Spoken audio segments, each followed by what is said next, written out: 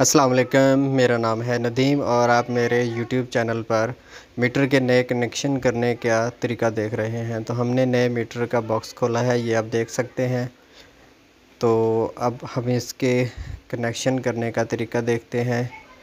इसमें ये 220 वोल्ट पर चलने वाला मीटर है, घर का एनर्जी मीटर। तो ये आप देख सकते हैं, एक साइड पर लिखा है मेन और दूसरी साइड पर लिखा है आउट।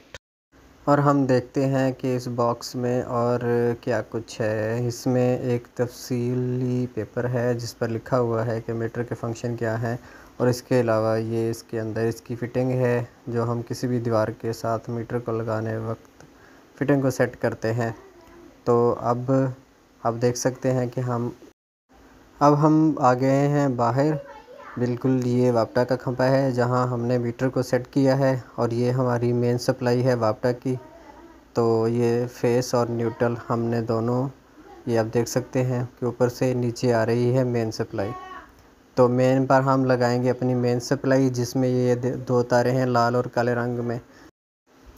ये आप देख सकते हैं कि हमारा फेस और न्यूट्रल लग चुका है।